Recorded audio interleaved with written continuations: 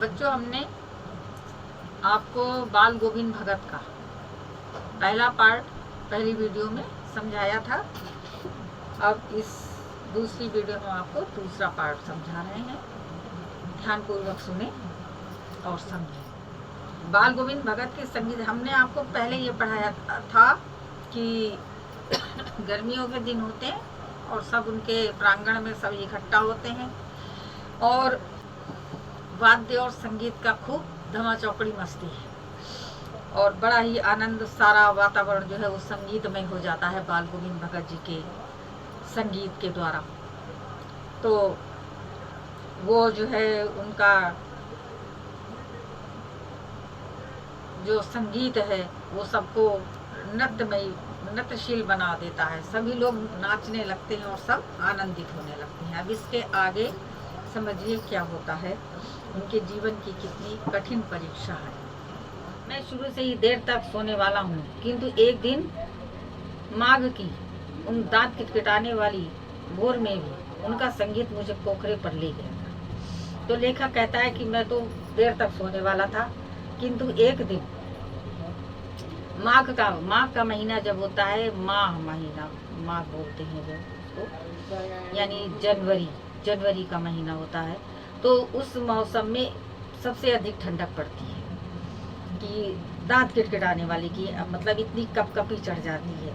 तो ऐसी ठंड थी, लेकिन जब उनका गीत सुना तो गीत सुनने के पश्चात लेखक जो है उतनी रात मतलब प्रातः काल जल्दी उठ जाता है। जो देर तक उठने वाला है तो वो जल्दी मतलब वो इतना ज़्यादा उसके अंदर उस संगीत को सुनकर के उसके अंदर इतना खिंचाव पैदा हो जाता है कि वो मतलब जाने के लिए मजबूर हो जाता है और वहाँ पर जो है वो प्रातःकाल पहुँच जाता है उस तालाब के पास।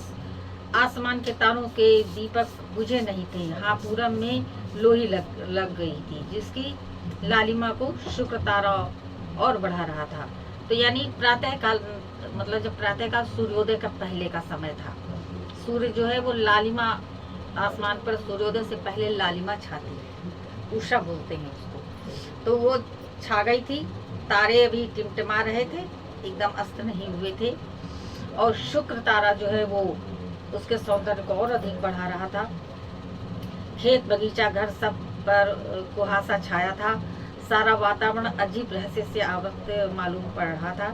उस रहस्यमय वातावरण में एक कुश की चटाई पर पूरा मुँह काली कमली ओढ़े बाल गोविंद भगत अपनी खंजड़ी लिए बैठे थे। उनके मुंह में शब्दों का तांता लगा था। उनकी अंगुलियां खंजड़ी पर लगातार चल रही थी। गाते गाते इतने मस्त हो जाते, इतने शुरूर में आते, उत्तेजी से उठते कि मालूम होता अब खड़े हो जाएंगे।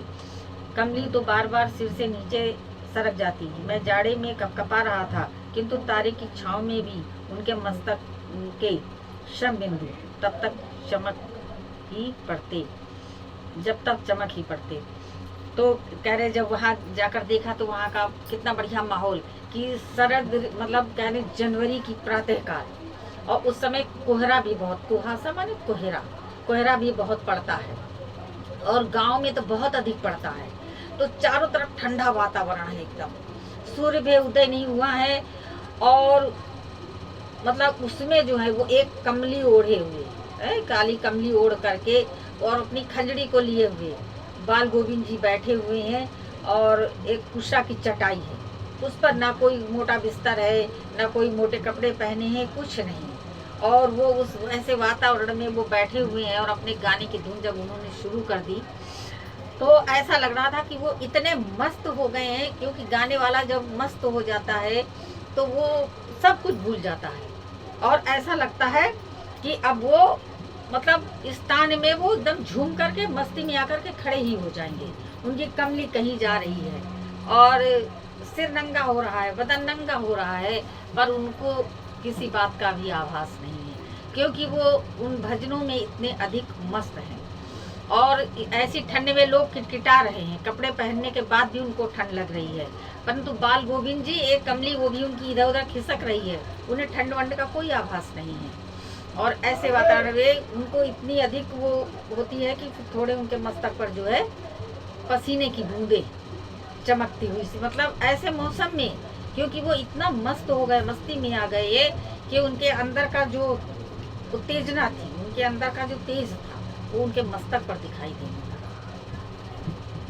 और छोटी छोटी पसीने की सी बूंदें दिखाई देने लगी, क्योंकि वो इतना मतलब परिश्रम के साथ गा रहे थे। कोई भी कार्य अगर आप परिश्रम से करते हैं तो जाड़ों में भी पसीना आ जाता है। तो वो इतना अधिक दिल से गा रहे थे, इतना अधिक परिश्रम से गा रहे थे कि उनके मस्तक पर श्रम बिंदु यानी पसीने की बूंदें जो है वो दिखाई देने लगी। गर्मियों में उनकी संध्या कितनी उमस भरी, शाम को न शीतल करती, अपने घर के आंगन में आसन जमा बैठते, गांव के उनके कुछ प्रेमी भी जुट जाते, खंजड़ियाँ और करताल की भरमार हो जाती। एक पद बाल गोविंद भगत कह जाते, उनकी प्रेमी मंडली उसे दोहराती रहती।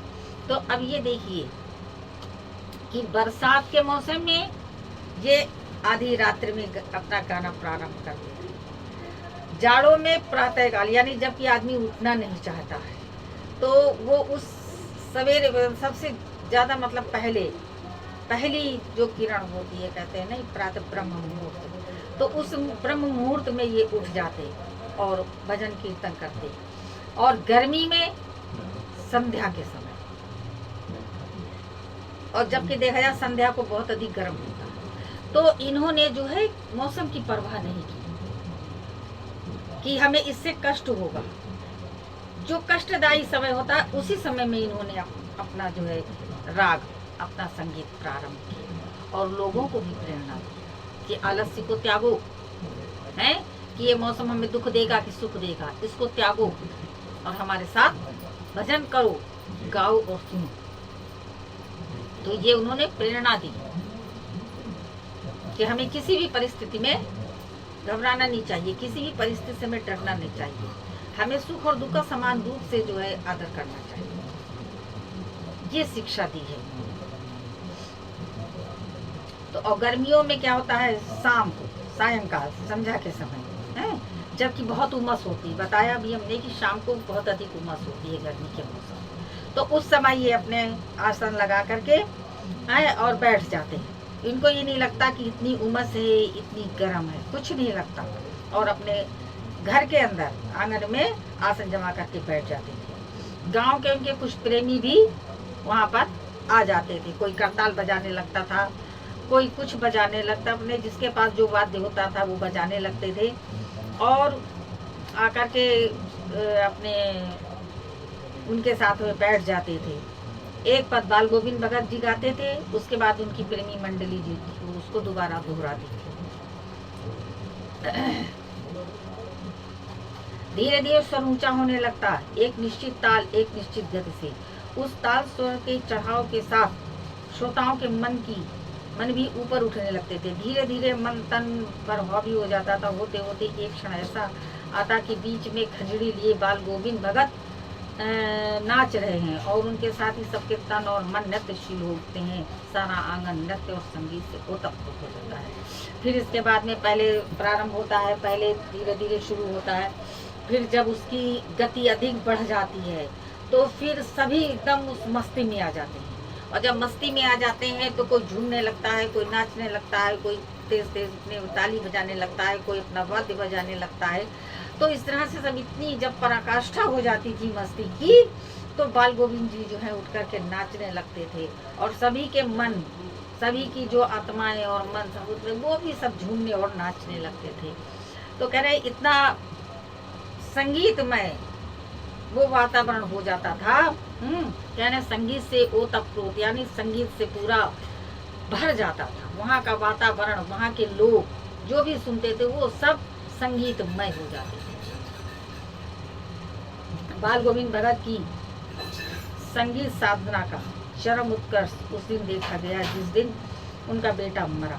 इकलौता बेटा था, वो कुछ सुस्त और बोधा सा था, किंतु इसी कारण बाल गोविंद भगत उसे और भी मानते। उसकी समझ में ऐसे आदमियों पर ही ज़्यादा नज़र रखनी चाहिए या प्यार करना चाहिए क्योंकि ये निगरानी और मोहब्बत के ज़्यादा हकदार होते हैं। बड़ी सास से उनकी शादी कराई थी। पुतोहू बड़ी ही सुगम, सुभग और सुशील मिली थी। घर की पूरी प्रतिबंधिता बनकर भगत को बहुत कुछ दुनियादारी से निवृत्त कर दिया था। उसने उनका बेटा बीमार है, इसकी खबर रखने की लोगों को कहाँ फुर्सत, किंतु मौत तो अपनी ओर सबका ध्यान खींच कर ही रहती है। हमने सुना बाल गोविंद का बेटा मर गया, कुतूहल उसके घर गया, देखकर दंग रह गया। बेटे को आंगन में एक चटाई पर लिटाकर एक सफ़ेद कपड़े से ढक रखा। वो कुछ फूल तो हमेशा ही रोकते रहते, उन फूलों में से कुछ तोड़कर उस पर बिखरा दिए। फूल और तुलसी दल भी सिरहाने एक चिराग जला रखा है और उनके सामने जमीन पर ही आसन जमाए गीत गाए चले जा रहे हैं।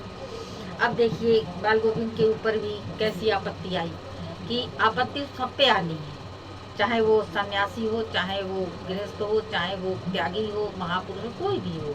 परेशानी तो जिसके जीवन में आनी है वो तो विधाता ने जो लिख दी वो तो आनी ही है। लेकिन एक देखिए सन्यासी उसका कैसे सामना करता है, और एक हम लोग माया जाल में जो फंसे हैं वो कैसे उसका सामना करते हैं, कि जरा सी परेशानी आई घबरा जाते हैं, रोना पीटना प्रारंभ कर देते हैं, दिल पे काबू नहीं रहता है। लेकिन एक सन्यासी है वो देखिए कितने धैर्य से उस चीज़ को सहन करता है, क्योंकि वो सुख और दुख को समान मानता है।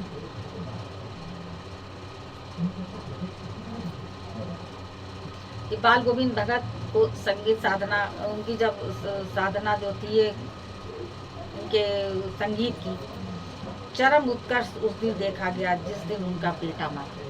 तो कह रहे हैं कि इनकी जो संगीत साधना का की जो सीमा, चरम सीमा, कहते हैं कि जिसकी कोई सीमा ही नहीं रही है, तो वो उस दिन देखने को मिली जबकि इनका एक बेटा था, और वो बेटा थोड़ा बहुत सीधा साधा, बोधा मतलब बुद्धि से कुंद हो। तो एक इकलौता बेटा था और उसकी मृत्यु हो गई थी। वो थोड़ा सुस्त और कम दिमाग का था, इसी कारण से बाल गोविंद उसे और भी अधिक मानते थे। देखिए हम एक बात ये बता रहे हैं कि संसार में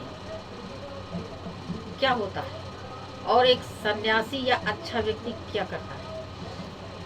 कहते हैं कि अपने आसपास ही कोई अगर जरा मंद बुद्धि का बच्चा हो या जरा उसके पास कम दिमाग हो, तो लोग उसको प्यार देने की बजाय क्या करते हैं, उसका मजाक बनाते हैं, उसको चिढ़ाते हैं, उसको जबरदस्ती परेशान करते हैं।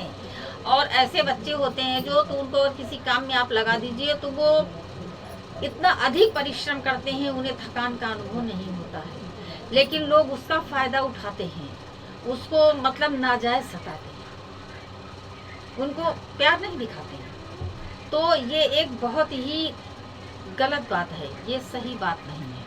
हमें ऐसे बच्चों का सम्मान करना चाहिए, उनको प्यार देना चाहिए, उनके साथ सहानुभूति दिखानी चाहिए, उनका तिरस्कार नहीं करना चाहिए, उनका सम्मान करना चाहिए। क्योंकि कहते हैं कि जो ऐसे बच्चे होते हैं जो जिनके अंदर छल प्रपंच नहीं होता है, दुनियादारी नहीं जानते हैं, वो ईश्वर का स्वरूप होते हैं। इसलिए उनका अपमान और तिरस्कार नहीं करना चाहिए, उनका मजाक नहीं बनाना चाहिए, उनके साथ हमें प्यार की भावना करनी चाहिए।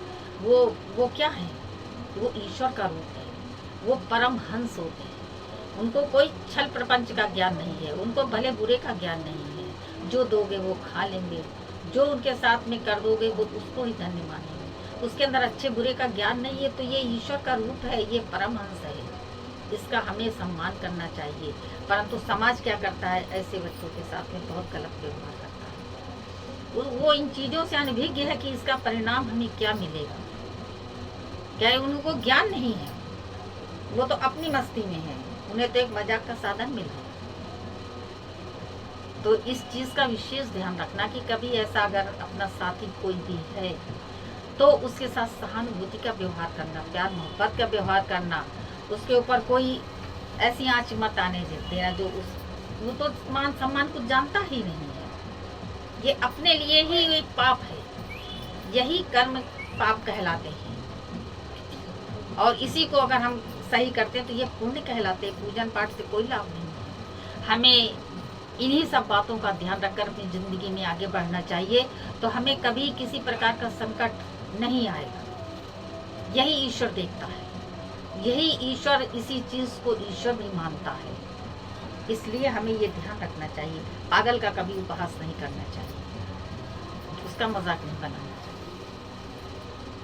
तो इसलिए बाल गोविंद सन्यासी थे, तो वो इस चीज़ को समझते थे कि इस बच्चे को प्यार और मोहब्बत इसके साथ करने का हमारा धर्म है। उससे बहुत प्यार करती थी, तो उसकी शादी भी करवा दी थी, है। तो उस बहू भी उसकी बहुत अच्छी थी, लेकिन अचानक उसकी मृत्यु हो जाती है। तो बाल गोविंद तब भी धैर्य नहीं छोड़ते हैं। वो अपने बगीचे में जो उन्होंने फूल लगाए थे वहाँ से फूल लाते हैं, उसकी अर्थी पर फूल डाल देते हैं, चटाई बिछाकर उसको लिटा दिया, सफ़ेद वस्त्र उठा दिया, और वो रोए पीटे नहीं। ये तो संसार है, यही होना है। और उन्होंने क्या किया कि उसको लेटा करके और उसके सामने बैठ जाते हैं और अपना संगीत जो है प्रारंभ कर देते। तो इस चीज़ को देखकर हर आदमी, कौन आदमी स्तब्ध नहीं रह जाए। बेटे को आंगन में एक चटाई पर लेटाकर एक सफ़ेद कपड़े से ढक रखा है। तो जब सभी लोग कहते हैं कि जब वहाँ पर गए, देखा कि उन्होंने क्या करा है कि अपने बेटे को आंगन में चटाई पे एक तरफ लिटाल दिया है, उसके ऊपर सफ़ेद कपड़ा ढक दिया है, और कुछ फूल जो कि उन्होंने स्वयं उगाए थे, तो उसमें से कुछ फूल तोड़कर ला कर के उसके ऊपर डाल दिए हैं। फूल और तुलसी भी, दल भी से रहने एक चिराग जला कर रख दिया है। तो पुष्प भी डाल दिए हैं और तुलसी दल भी रख दिया है, और उनके सामने जमीन पर ही आसन जमाए गीत गाए चले जा रहे हैं। तो देखिए, एक संगीतकार जो होता है तो वो अपनी खुशी या गम दोनों को संगीत से ही प्रकट करता है। अगर उसको खुशी है तो वो खुशी भरा गीत गाएगा, अगर उसको कोई दुख है तो वो दुख भरा गाएगा। तो इस तरह से संगीतज्ञ जो होता है वो अपने भावों को, जैसे एक कवि जो होता है कविता के माध्यम से अपने भाव को स्पष्ट करता है, ऐसे ही संगीतकार जो होता है, संगीतज्ञ जो होता है, वो संगीत के द्वारा अपने भाव को स्पष्ट करता है। तो वो एक तरफ बैठ जाते हैं और बैठ करके वो संगीत प्रारंभ कर देते हैं।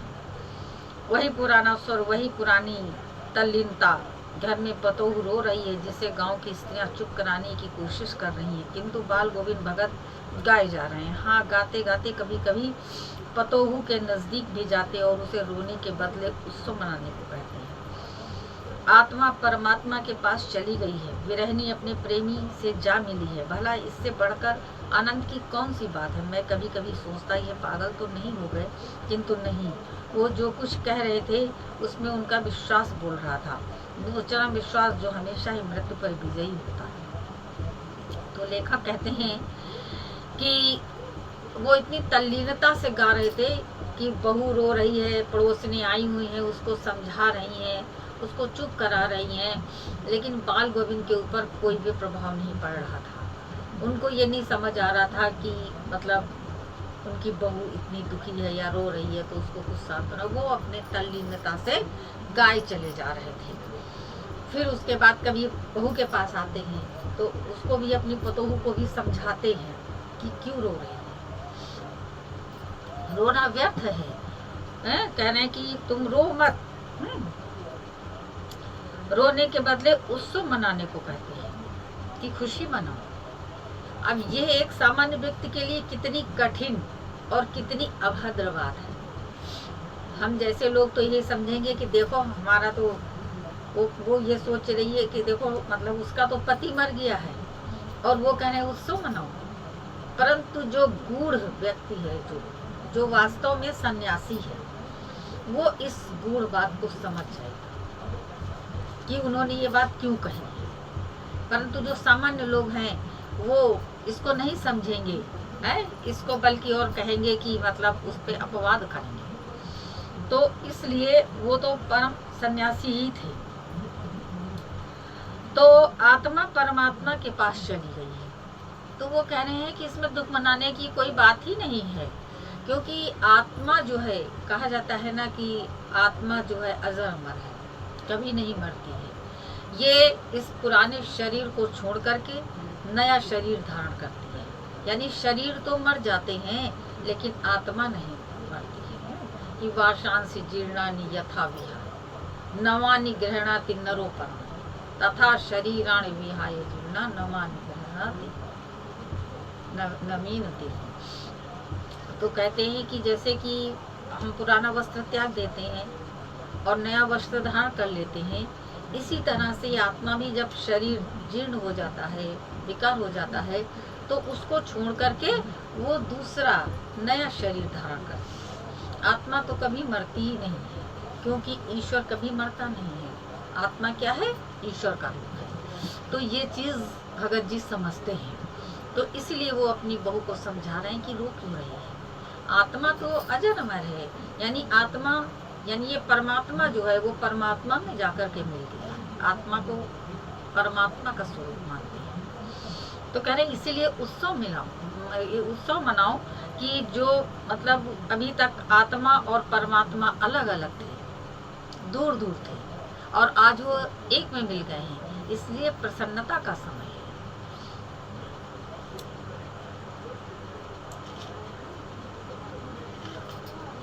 तो कह रहे हैं कि विरहिणी अपनी प्रेमी से जा मिली है, कि आत्मा जो है वो परमात्मा के पास चली गई है, अर्थात जो इतने समय से विरहिणी का रूप लिए हुए थी, यानी अपने प्रेमी परमात्मा से अलग थी, आज वो उससे मिल गए हैं, तो इसलिए खुशी मनाने का समय है।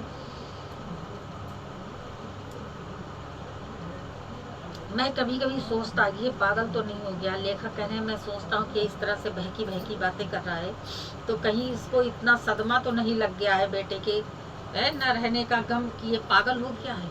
आदमी अगर इस टाइप की बात करेगा तो हम लोग यही सोचेंगे कि लग रहा है इसको बहुत अधिक दुख पहुँच गया, जिससे कि ये पागल हो गया है। तो ऐसा ही लेखक भी सोचने लगा कि ये ऐसी बातें अटपटी कर रहा है, कहीं ये पागल तो नहीं हो गया है। किंतु नहीं, वो जो कुछ कह रहे थे उसमें उनका विश्वास बोल रहा था, वो हो चरम विश्वास जो हमेशा ही मृत्यु पर विजयी होता है। तो कह रहे हैं कि जब देखा कि नहीं ये पागल नहीं हुए हैं, ये इनका अटूट विश्वास जो परमात्मा पर है, और जो परमात्मा में लीन हो जाता है तो उसको मरने और जीने का कोई दुख या सुख नहीं होता है। तो इसीलिए ये सत्य को समझ रहे हैं और सत्य ही बता रहे हैं कि जिसका जन्म हुआ है उसकी मृत्यु निश्चित है। जिसने जन्म प्राप्त किया है उसकी मृत्यु निश्चित है। तो इसलिए वो ये गूढ़ बात बोल रहे हैं कि जो पैदा हुआ है उसकी मृत्यु निश्चित है। उम्र कोई निश्चित नहीं है कब किसकी मौत आ जाए, लेकिन मृत्यु निश्चित है। तो इसलिए वो कह रहे हैं कि मतलब यही विश्वास है परब्रह्म परमात्मा की, यही लीला है कि जो आया है वो जाएगा अवश्य। और यही बात, यही विश्वास मृत्यु पर जो है वह विजय प्राप्त करता है, तो उसको मरने और जीने का गम नहीं सता। जिसने ये बात समझ ली कि ये बात तो सत्य है, तो सत्य तो अटल होता है और सत्य होकर के रहता है। तो सत्य सत्य है, तो उसको जो है सन्यासी लोग इसका गम नहीं करते हैं, इसका शोक प्रकट नहीं करते हैं। किसी की मृत्यु पर वो शोकाकुल नहीं होती है। बेटे के क्रियाकर्म में तूल नहीं किया, पतोहू से ही आग दिलाई उसकी, किंतु जो ही श्राद्ध की अवधि पूरी हो गई, पतेहू के भाई को बुलाकर उसके साथ कर दिया, यह आदेश देते हुए कि इसकी दूसरी शादी कर देना। इधर पतोहू रो रो कर कहती मैं चली जाऊंगी तो बुढ़ापे में कौन आपके लिए भोजन बनाएगा, बीमार पड़े तो कौन एक चुल्लू पानी मिलेगा। मैं पैर पड़ती हूँ, मुझे अपने चरणों से अलग नहीं कीजिए। लेकिन भगत का निर्णय अटल था, तू जा, नहीं तो मैं ही इस घर को छोड़कर चल दूंगा। ये थी उनकी आखिरी दलील, और इस दलील के आगे बेचारी की क्या चलती। अब जब बेटे का क्रियाकर्म आया तो इन्होंने उस क्रियाकर्म को नहीं करने की सोची। इन्होंने मतलब अपने हाथ से उसका क्रियाकर्म नहीं किया, बल्कि पतोहू से ही जो है उसको आग दिलवा दी। किंतु जब श्राद्ध की अवधि पूरी हो गई, यानी जब श्राद्ध हो गया लड़के का, तो उसके भाई को, पतोहू के भाई को बुलवाया और उससे कहा कि अब इसका आदमी तो चला गया, तो अब ये यहाँ क्या करेगी। अच्छा, खुद भी सन्यासी प्रवृत्ति के थे, इसमें भी गूढ़ बात है।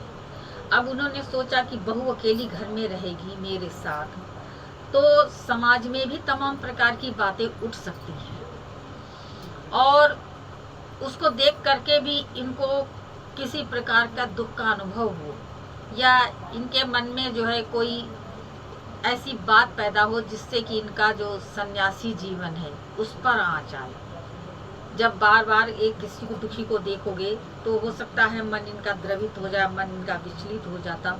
तो इसलिए भी इन्होंने सोचा कि इसको यहाँ से अब तो जो होना था वो हो ही गया और इसकी जो है दूसरी शादी। देखिए इसमें नवीनता भी मिलती है कि ग्रामीण जीवन था, ग्रामीण के रहने वाले थे, हैं, ग्रामीण विचारधारा थी, पुराने समय की बात है, लेकिन देखिए इसमें नवीनता मिलती है। इन्होंने जो है, जबकि एक शादी के बाद दूसरी शादी करना बहुत ज़्यादा मतलब अनुचित माना जाता था कि कोई अब दूसरी शादी कर ही नहीं सकते है। उसकी विधवा के साथ में कितने गलत कार्य किए जाते थे, उसको जबरदस्ती सताया जाता था, लेकिन ये सन्यासी प्रवृत्ति के थे जिससे कि इन्होंने इन सारी परंपराओं को हटा दिया था।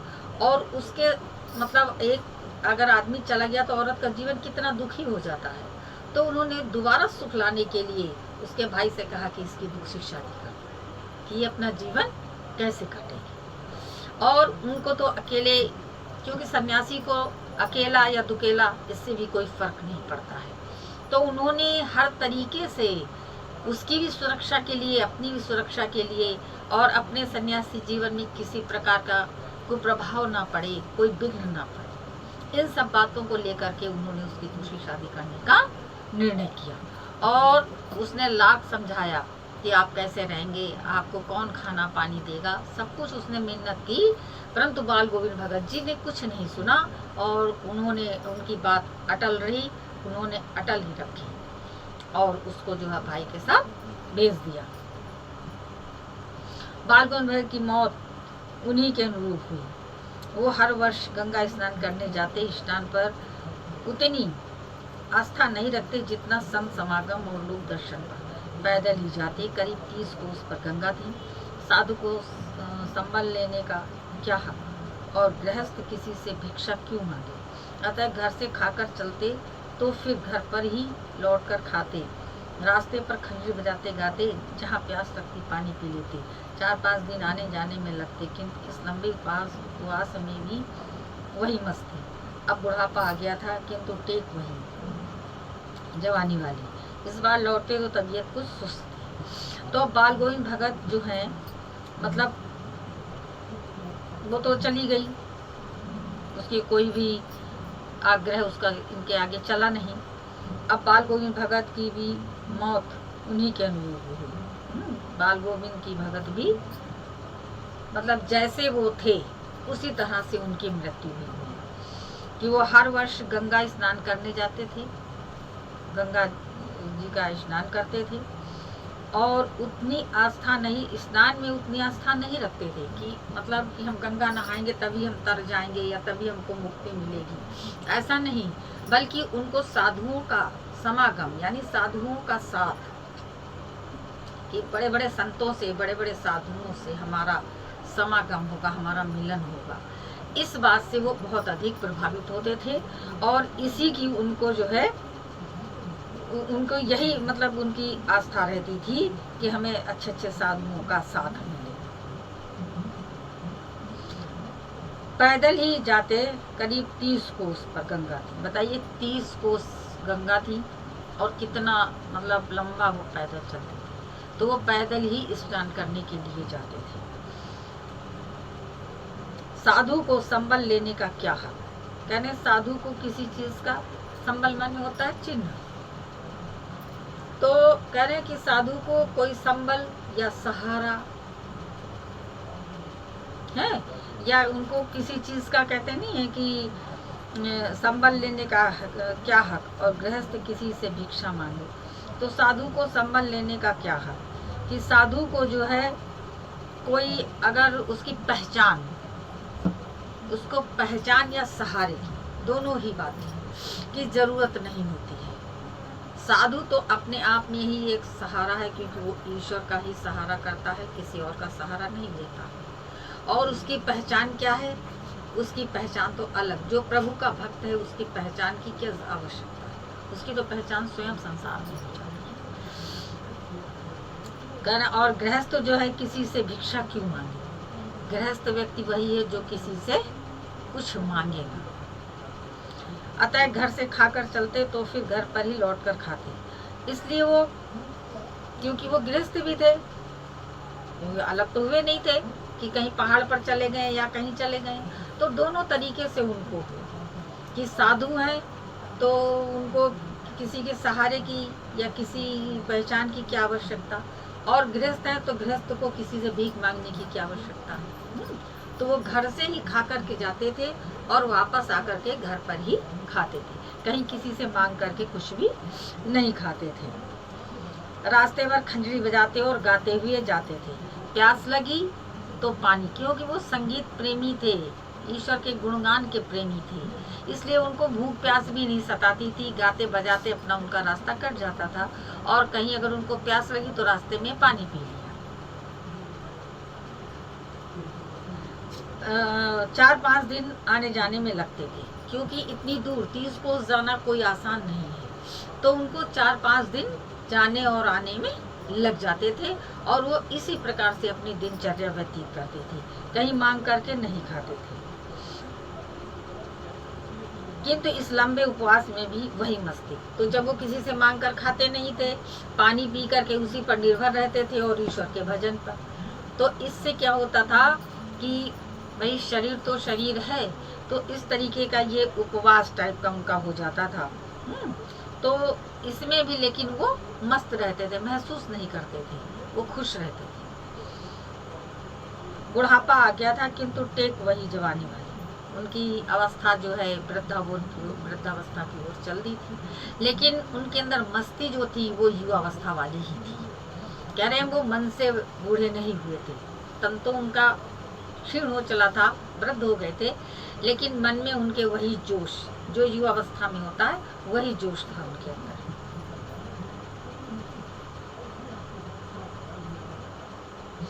इस बार लौटे तो तबीयत कुछ सुस्त थी, खाने पीने के बाद भी तबीयत नहीं सुधरी, थोड़ा बुखार आने लगा, किंतु नेम व्रत तो छोड़ने वाले नहीं थे। वही दोनों जून गीत, स्नान ध्यान, खेती बाड़ी देखना दिन दिन खींचने लगे। लोगों ने नहाने धोने से मना किया, आराम करने को कहा, किंतु हंसकर टाल देते। उस दिन भी संध्या में गीत गाए, किंतु मालूम होता जैसे तागा टूट गया हो, माला का एक एक दाना बिखरा हुआ। भोर में लोगों ने गीत नहीं सुना, जाकर देखा तो बाल गोविंद भगत नहीं रहे, सिर्फ उनका पंजर पड़ा है। अब क्या हुआ कि शरीर जो था उनका, मतलब कम, इस बार जब वो लौटे थे, मतलब वहाँ पर इतना जो उनको भूखा रहना पड़ा, तो उससे उनके शरीर के ऊपर प्रभाव पड़ा। वो वहाँ से जब लौटे तो थोड़ा सुस्त हो गए, मतलब तबीयत उनकी ढीली हो रही थी। और जब फिर उनको क्या हुआ कि थोड़ा सा जो है खाने पीने के बाद भी जो है तबीयत नहीं सुधरी, मतलब आराम नहीं मिला, और उनको थोड़ा सा बुखार भी आने लगा। इससे फिर, लेकिन इस सब होने के बाद भी जरा से आदमी की तबीयत खराब हो जाती है, वो कहता भाई आज मैं बहुत भी मैं लेट जाता है। लेकिन उन्होंने क्या किया, अपना नहाना धोना, संध्या पूजन बंधन है, खेती बाड़ी का कार्य कुछ भी नहीं छोड़ा, सब में लगे रहे। उन्होंने लेट करके आराम नहीं किया कि हमारी तबीयत सही नहीं है और हम लेट करके आराम करें, ऐसा नहीं। वो अपने कार्य में संलग्न रहे, नित्य क्रिया जो उनकी थी, जो नित्य कर्म थे, उनको बराबर करते रहे। अब इससे क्या हुआ, जो है वो दिन पर दिन जो है वो कमज़ोर होने लगे। छोजने माने मतलब कमज़ोर होने लगे, धीरे धीरे वो और अधिक कमज़ोर होने लगे। लोगों ने नहाने धोने को मना किया कि अब मत नहाओ, बुखार है। हम लोग भी कह देते हैं बुखार है भाई मत नहाना, कि ना नहाओ दो है, तो आराम करने को कहा, किंतु हंसकर टाल देते थे। उनसे जब कहा जाता आराम करो तो हाँ ठीक, हंस कर टाल देते थे। उस दिन भी संध्या को उन्होंने अपना गीत गाया। जिस दिन वो नहीं रहे हैं तो उस दिन भी उन्होंने अपना सारा कार्य किया और संध्या के समय गीत गाया, किंतु मालूम होता जैसे तागा टूट गया हो। अच्छा, गाते गाते ही मतलब वो शांत हो गए। माला का एक एक दाना बिखरा हुआ। तो जब वो गाते हैं तो बिल्कुल जैसे अपनी तान में आ जाते थे। तो स्वर जो है वो एक माला के ही समान होते कि एक स्वर जो है वो एक एक ही धागे में पिरोए हुए से हैं। तो कहने जब वो गाते गाते ही उनकी मृत्यु हो जाती है तो ऐसा लगता है कि कोई तार टूट गया है और उसके सारे मोती जो है वो बिखर गए हैं। माला का कोई धागा टूट गया है और वो माला का एक एक दाना जो है बिखरा हुआ है, बिखर गया है। भोर में लोगों ने गीत नहीं, और फिर वो सुबह उठकर जो गाते थे, लोग सुबह उठे तो उनकी आवाज़ भी नहीं सुनाई दी गीत की। तो सभी लोग सोचने लगे कि ऐसी क्या बात है, ऐसा तो कभी हो नहीं सकता था कि भगत जी गाना नहीं गा रहे हों। तो जब सबको ऐसा लगा कि आज गाने की आवाज़ नहीं आई तो सब लोग उनकी घर की ओर आए, भाग करके आए। तो देखा कि बाल गोविंद भगत जी जो है वो नहीं रहे हैं और उनका पिंजड़ा अर्थात उनका मृत शरीर जो है वो पड़ा हुआ है, शांत। इस प्रकार से एक महान आत्मा जो थी वो शांत हो गई। अब आपका ये पाठ पूरा हो गया है। आपको हमारी वीडियो अच्छी लगी हो तो वीडियो को लाइक कर दें और चैनल को सब्सक्राइब करके बेल आइकन दबाएं।